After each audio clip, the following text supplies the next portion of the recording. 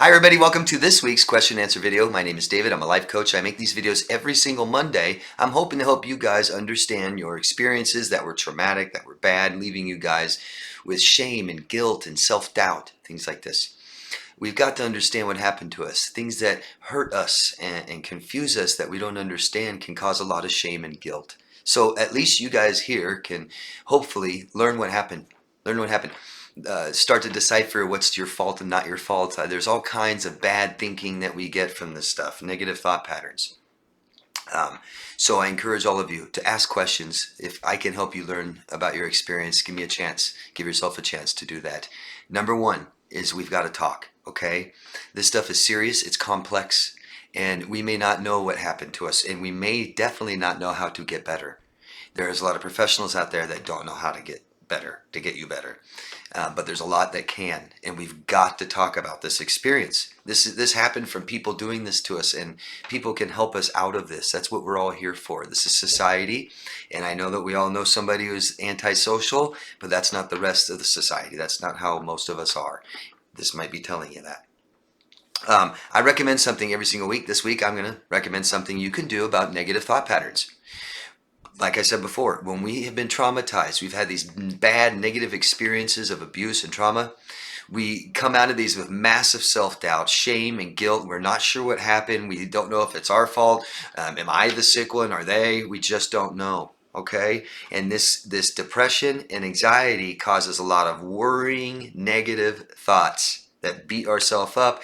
What should I have done? What could I have done? Was it my fault? Could I have made it work, but I failed? Am I unlovable? Can someone ever love me again? Are they happier with somebody else? Right? These are awful, awful thoughts to have in our head throughout the day. And they might get worse when the day slows down and we reflect on the day, maybe at nighttime, stuff like this. So what can we do? Well, I'm not claiming I can solve it, okay? A lot of this takes time, but it is a matter of what we're doing. It matters. And we need to be mindful and aware. Aware of who we are, of our true authentic self inside, and we have to be mindful of what we're doing. A lot of what we're doing can make these negative thought patterns worse, okay? So first, we have to understand what they are. Accept them as just thoughts, okay? And realize that it's not you. Our brains are not necessarily who we are. It's our body. It's a part of our physical self. And our brain cares about keeping us alive. And it comes up with all kinds of weird thoughts. Okay, everybody gets weird thoughts that aren't really them. If you don't know who you are very well, you don't have a stable sense of who you are, and you get some weird thoughts, that starts to make you play on, oh my God, who am I, and stuff like this. When we have relationships that felt bad and we stayed, we're getting away from who we are. We're numbing our feelings. That's a big part of who we are. We didn't get what we needed. We didn't get what we wanted. It felt really bad. We compromised our values and we're lost, and we get away from who we are, and we start getting closer to this and listening to this, and that's really messing us up. So first, just accept that you have thoughts. Accept that they're coming from your brain. Accept that this is normal. Accept that it's not necessarily who you are. You're not coming up with these thoughts all by yourself. Okay, it's your brain trying to keep you alive. And if we had dependent relationships, they probably want you to go back to your abuser. Weird, huh? And this is that internal fight that we have where I don't want them in my life. They're bad for me and hurt me and abuse me and don't give me anything I need and want. But at the same time, I want them back. I want to go back. I want to feel better. Okay, so we understand that point. That it's normal, it's just our thoughts, it's not who we are, we're not totally in control of it, and we just accept our thoughts as that, okay? Number two, try to name it. Give it a name, call it something. I keep obsessing about my ex, wondering if they're happier and stuff like this, okay? Call it, give it a name, say I'm having troubles with thoughts like this about this specific topic, and there may be some things you need to work out and process and talk to about somebody and process all your emotions to them, because our memories are just emotions. They're emotionally significant experiences, and if we're dwelling on them, there's some emotions we probably need to release and express and feel better about these things, okay? The next thing we do is realize that it's not fact. that our brains think of all kinds of crazy, weird, normal things, and it's not fact. It's not even maybe true, and we need to challenge these things. If we're saying to ourselves, look, we got to start with we're all equal, and we all make mistakes, and we all fail, and it's okay, and we accept this, and we forgive ourselves, okay? If we can just have that as a baseline, it will help. Because if you think that you're not very good or not very lovable or anything, if you're saying you're less than equal than anybody else, you're not. Is anyone else not equal? Good place to start. We're all equal, right? Even the people that abused you. And so we are too, okay? And so we can challenge negative thoughts. Say, this is the truth. This is the real truth. And that's why it helps to talk. That's why it helps to ask questions and get answers from good sources and people you can trust, okay? If you can trust me, I encourage you guys to keep asking questions in the Q&A down below. On all the other videos, I'll answer them, but I'll really dive into it on the Q&As. If I miss any, let me know, okay? Tell me. I don't do it on purpose, and I'm sorry. Next thing we do is being real mindful of what we're doing that may be causing this. So if I'm thinking, I get this comment with clients, right? Last night I just started going nuts. I don't know why, I've been feeling good for days, and I dove in and I started thinking about my ex and wondering about this and that. And then I said, what did you do before that? Oh, you looked at their Facebook and saw that they were together with somebody else and engaged, and yeah, okay. And a friend told me this. Well, get your friends, stop telling you stuff. The relationship's over. You don't need to know. How does that serve you, what they're doing with somebody else somewhere else? Right? And we don't look at their Facebook because we need to stop. We need to grieve. We need to take care of ourselves and stop doing things that hurt, things that stress us out, makes us anxious and worry. Be mindful of these things, okay? What you can start doing on a daily basis, I'm telling you, and I know a lot of you don't want to do this, especially when we're depressed, positive affirmations. Force yourself to say something positive about yourself to yourself every single day. Go do it in the mirror. I don't care if you don't feel it. I don't care if you don't believe it. You say it long enough, you will, because your abuser told you a bunch of crap long enough, and here you are. You believe it when you knew it wasn't true then. You argued and said that's not true, but here we are 6 months, 6 years later, and now we think and wonder if it's true. So you can do that to yourself. We can't have negativity in our lives. This is what it does. Time to get it all out, okay? So positive affirmations. Tell yourself something positive every day, constantly. When your brain tells you something negative, that's not true. This is the truth. I'm great. I'm equal as everybody else, and I failed. Maybe I did this, but I didn't do that to me, and that's not my fault, and I don't deserve this. That's why it helps to talk to somebody, people. The next thing we can do, and this is mandatory for healing from trauma, and that's meditation. Meditation gets you further away from your brain and closer to your true, authentic self. Think of it as religion, for those of you who are religious. I'm not. But religious people talk about, getting further away from God and being more susceptible to sin. I think that's what they mean. The God, yourself, your inner light, your true, authentic self. Closer you are to that, the better choices and decisions you make. The further you go away from this, like if I take drugs or alcohol, things like this, or in relationships like this, I start making bad, poor decisions and choices, and I'm listening to this thing, which is sin. It's not true. It's wrong. It's damaging. It's hurting us. It's keeping us alive. And I'm telling you, we aren't here to stay alive. We're here to live. This will keep you from living. Okay? This will help you live your life. Right? This keeps you safe. Once we're safe, we don't need this as much anymore, and it calms down. But you guys haven't been safe. That's telling you, you haven't been safe. You haven't been taking care of yourself. You haven't been protecting yourself. You haven't been giving yourself what you need. So this thing's taken over. Okay? So once we get safe and we're out of these toxic relationships and stress goes down, and I'm telling you, you guys have more stress in your life than you even know because you're used to ignoring it. And it's not just that ex relationship. We're in these relationships because we don't manage stress well. Okay? So there you go. Writing is good. Daily affirmations, meditation, and always raise your heart rate. And that's something you can do immediately when you start having bad negative thoughts. Get up, raise your heart rate. You can do this in 10 to 30 seconds. There's no excuse. None. I don't want people to see me. Go to the bathroom. I have nowhere to move around. Stand in one place and move your arms. I always recommend to my clients, I'm telling you, air boxing. It releases anger, energy, raises our heart rate, calms her, and makes our anxiety more manageable. I hope these things will help. I hope you guys will try this stuff, because these ruminating thoughts, we start investing in it and start thinking it's true and telling people, I mean, it's gonna hurt you bad. It's gonna keep you from living. Okay, guys?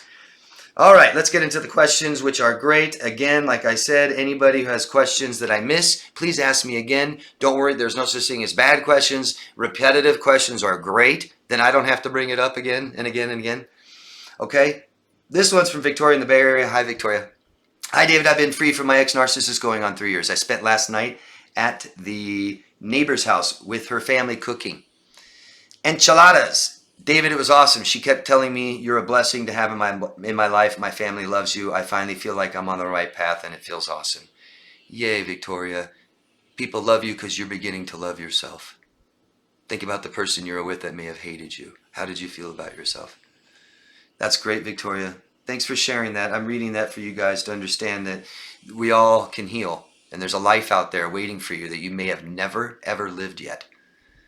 People say, I want to get back to my old normal self. Well, your old normal self got you in a hell of a lot of trouble, what you're in right now. You sure you want to be that again? Or would you like to grow and heal and learn from this experience and then become the beautiful person you're always meant to be? Okay, thanks, Victoria. Emily from South Africa. Hi, Emily. I'm worried about my mom. She said my dad has gotten way worse. He is paranoid and sometimes doesn't want to leave the house to go shopping for no reason. He is hearing things. He suspects people saying that they want to steal his car, when in fact they talked about something completely different. Okay, so I wanted to, I know I answered your question, Emily. I hope you're watching. Let me know what you think. I wanted to dive into this just a little bit because there's parts of this that are important, I think, for you, Emily, and other people watching. First of all, this is psychosis. I'm not saying this is true or anything. I'm just saying what this is describing is psychosis. And when someone has a personality disorder, they've crossed that line and they have one of the 10 disorders, they are very close to psychosis. You could say we have people who are insane, like schizophrenic, and then we have a big gray area psychosis. They're all past that. And then right below that, we have all our personality disorders, okay? And that's why a lot of you say, God, they're crazy. But then you think about it and you're like, well, they're not actually insane. That's when you know they have a personality disorder, okay? But they're very close to this line of neurosis or psychosis, and they can cross in and out. Borderlines will do that, sociopaths, stuff like that.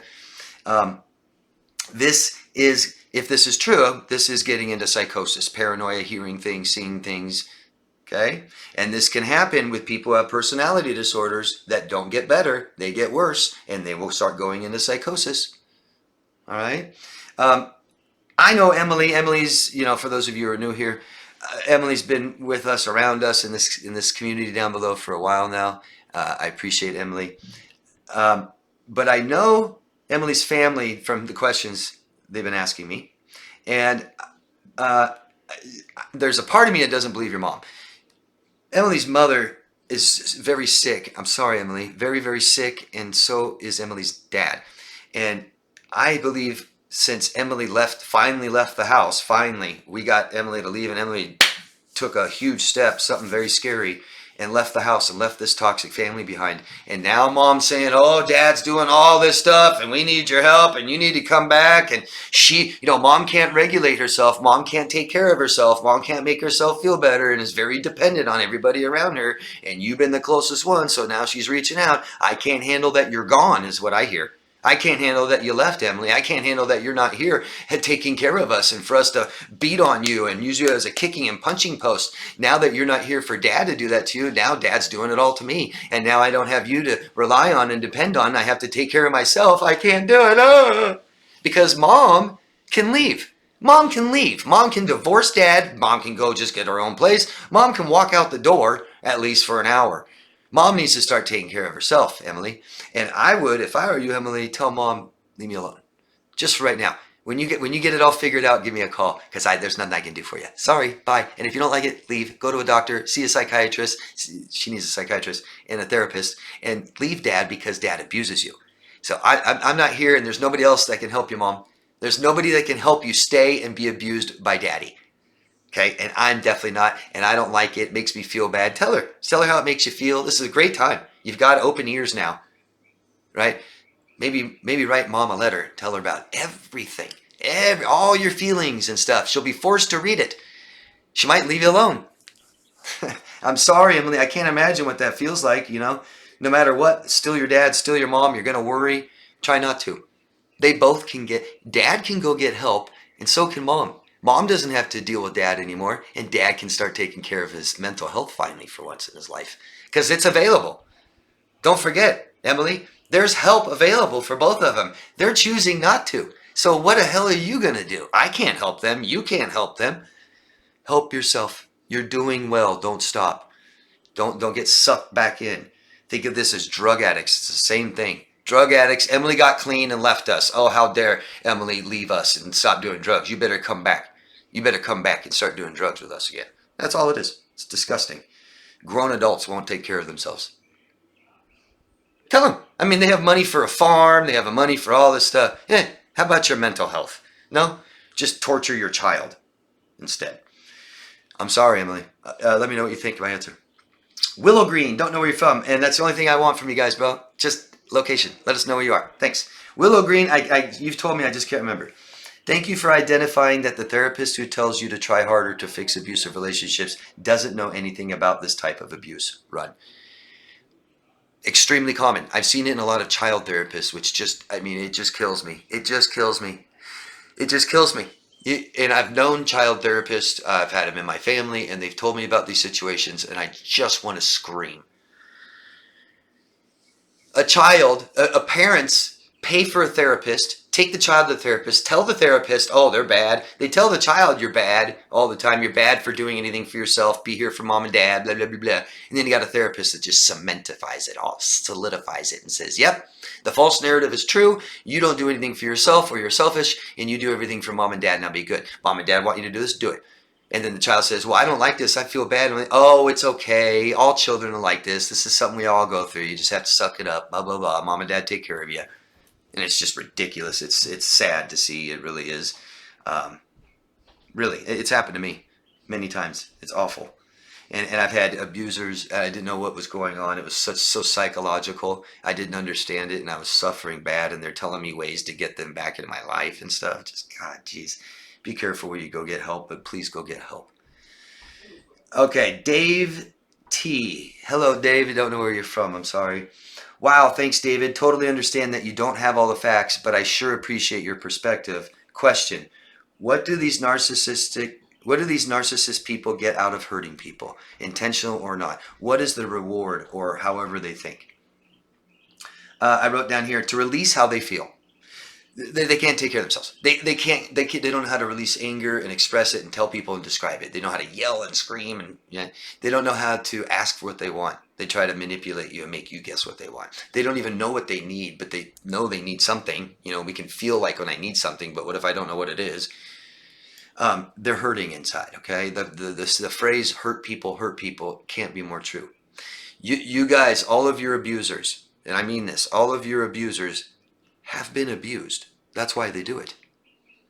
There's nobody grows up in a beautiful, loving home, and I'll challenge anybody because I've heard this before. Oh no, we were perfect. We were perfect parents to this child, and it came out to be a nasty, disgusting sociopath. Okay. Abusers have been abused. That's where they come from.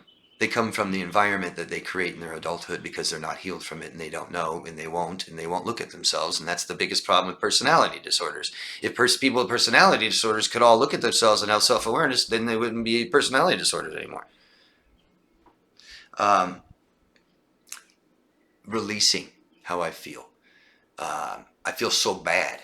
I want someone else to hurt. I feel so bad inside. I cut my outside so I feel bad on the outside too. I hurt other people. It's how I manage my pain. I can't manage or control my life, so I'm going to manage and control other people's lives for those reasons. I hope that makes sense, Dave. Thanks for asking. Let me know what you think. And Salema from France. Hi, Salema. I read a sentence that made me shiver this morning. I want to share it here. Never wage war, especially on yourself. Isn't that what it is when you have a toxic, narcissistic boyfriend, girlfriend, husband, wife, partner? Isn't that what it is? We're not working together. I always say we're relating with each other to build that ship together, right? And go sail into the seas. And here you've got a partner who is attacking you, who's lying to you, sneaking with you, abusing or exploiting your finances, talking bad about you, getting people to hate you. I mean, so why do that to yourself? Acceptance. Accept yourself so others will too. Accept your failures so others will too. Accept your mistakes and others will too. I promise. It's up to us. Our self-worth is up 100% to us. And there is nobody else out there to protect you. There's nobody else out there to give you what you need. Only you.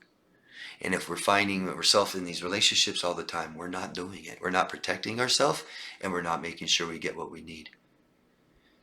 That's what we need to learn, guys. Okay? We don't need to be scared of people and label them and X everyone out of our life all the time. I want to keep this sentence close to me throughout the day. Thank you, Salema. That's a great saying. Maj, don't know where you're from. Let us know next time.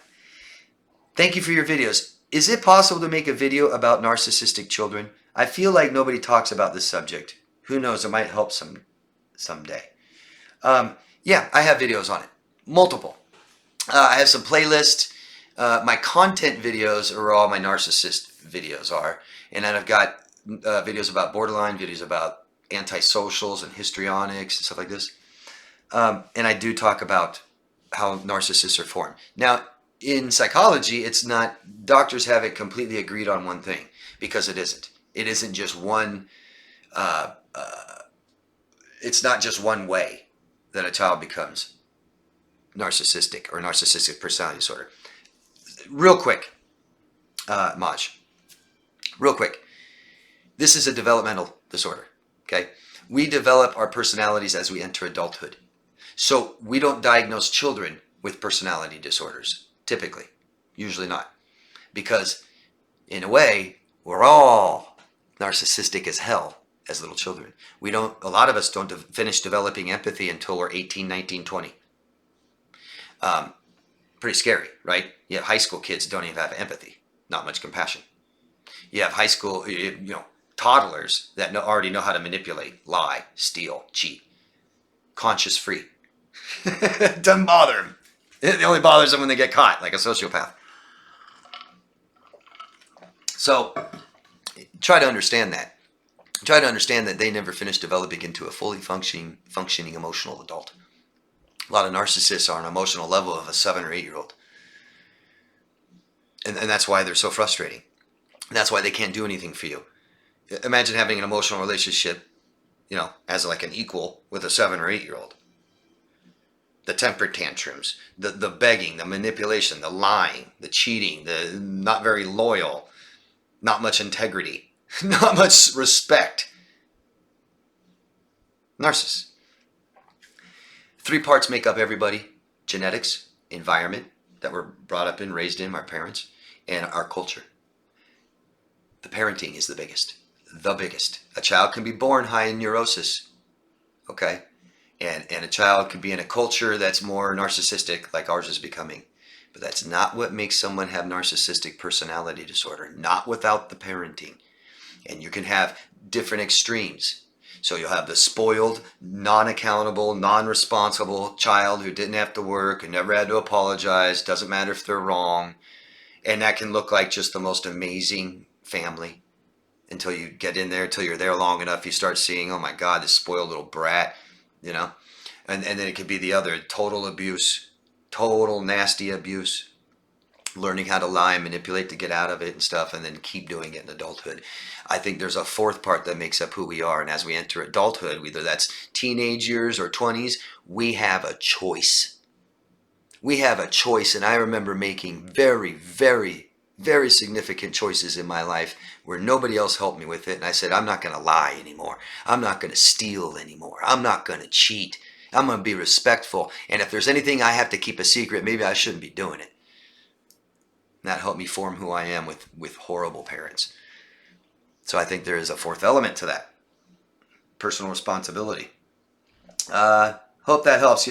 Let me know if you can't find the videos, and just keep asking questions. Anything you want to know, ask, okay? Thank you much. Nancy. Oh, Nancy's commenting, Tomash. Been studying, researching narcissism from childhood to adulthood. Across the board, professionals shame blame the mother. That's not true.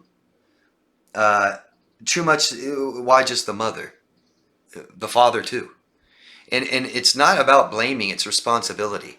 If your child is diagnosed in adulthood with narcissistic personality disorder, let me tell you, you had something to do with it. Mother and father. And I don't care if the father is so abusive and the mother just always was trying to be good and still loved the child and didn't abuse the child. Well, guess what? You didn't keep him safe. You didn't keep him safe, and he still didn't get what he needed. Okay? So we got to take accountability and responsibility for our children's childhood. Okay? And it has a whole hell of a lot to do with mother and father, both. I've never seen it not. You know, and I don't know if I'm being like black and white. I mean, are you saying that it doesn't have anything to do with the mother? I mean, how could that be possible? Check out articles from Psychology Today. I do all the time. I've read probably 200. There is a ton of information out there. Good luck. Thank you, Nancy. Jennifer Ellis from United Kingdom. Hi, Jennifer. David, do narcs have the moral conscience, or is it just the malignant narcs that are without? Narcissists have a conscience. What does a conscience mean? I am aware of who I am, specifically feelings. Okay? Now, a lot of us are low conscious, right? If we're in a 10-year relationship where we're being abused every single day, I doubt I'm very in tune with my feelings. That'd be horrible. I've learned how to numb them, suppress them, drink, alcohol, pills, something to learn how to survive for 10 years being abused every day. And so we might be low in conscious too. Now, when you get into antisocial, that's extremely low, if any. So when you get into a psychopath, very limited emotions, okay? Just not 30-something thousand that we all have, maybe a few. Okay, and they're also low in conscious, so they're not very aware of the feelings either. All right, narcissists have an amount of consciousness, and it's a spectrum. So some have more than others. There's some narcissists that are very high in consciousness of knowing who they are and what they are, the overtly narcissist, and they don't care. And then there's some that will never look at themselves and admit that they're a narcissist. There's you know, the person that stalks me and makes videos about me all the time. She attacks multiple people on multiple channels, and all she does is call everyone a narcissist. When it's just like, God, dude, it's that sad. You can't look at yourself and just admit you're a narcissist. And so you have to project and scapegoat everyone in public, people you don't know, and attack them. And that's how they're going to accept themselves, they think. But it's sick. I hope I answered your question, Jennifer. Thank you. You always have great questions. Victoria from the Bay Area again. Hi again. I just got finished watching Netflix with the Jeffrey Dahmer case. My question is, Jeffrey Dahmer a narcissist? At its worst, can they be that evil? Yeah, you could call Jeffrey Dahmer a narcissist. I'm not diagnosing Jeffrey Dahmer. I don't know if he's been diagnosed. I would imagine possibly. But my guess is he's a psychopath. Could be a sociopath, but let's just say antisocial personality disorder. Okay? I think that's fairly obvious. I've studied his case. I didn't watch this necessarily, but I've watched so much about Jeffrey Dahmer. I enjoyed studying psychopaths for a few years. And he's definitely antisocial. And that would meet the criteria of narcissistic personality disorder almost every time. But you said, can they be that evil? Yeah. I'm not religious. I don't believe in God, but I've seen evil. It exists, and people can be that evil. Yeah. Yeah, Jeffrey Dahmer's a total sadist. Machiavellianist, psychopathic. He's the dark triad. He's high in grandiosity, psychopathy. He's high in scheming, planning, plotting, Machiavellianist. And he's high in, it would be the narcissist grandiosity and the psychopathic coldness, low in consciousness, like we were just talking about. Probably doesn't have one. Hope I answered your question, Victoria. Thank you. And Traveling Man. Good morning from Louisiana, David. Thank you for your response. You are welcome. Thank you. Rose. I can't remember where you're from, Rose. I'm sorry. I remember how I used to be and how I felt. I would come and go, work things without thinking. Now I think about going to work. I want to avoid people. I've always been a quiet person, but I never thought about things this much. Maybe it's because life changes. I moved.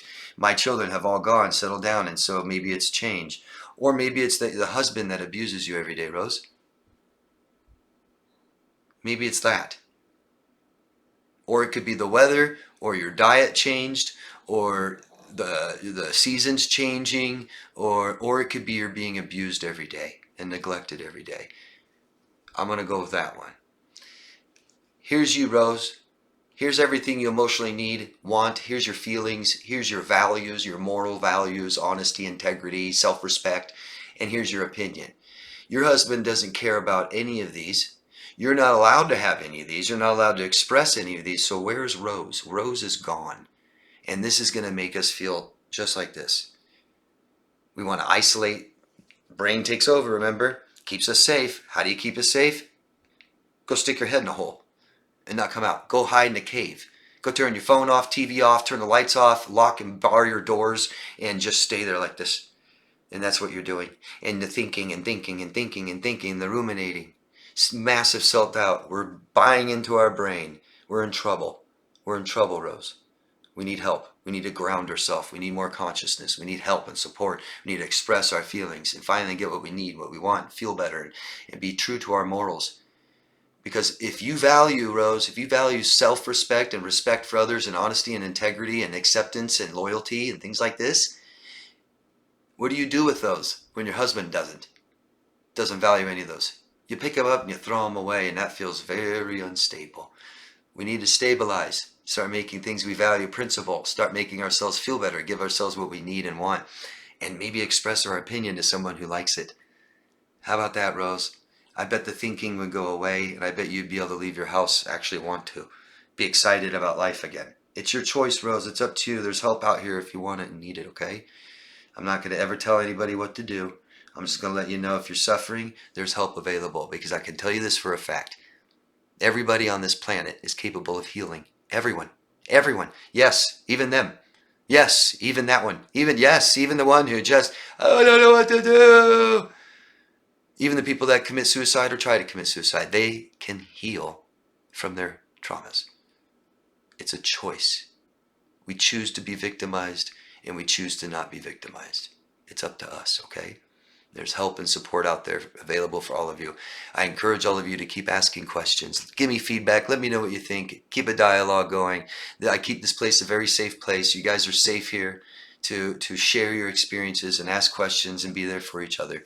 And if you like the videos, go down and read the comments. They're wonderful. People really share their stuff, and they share where they are now, bad and good.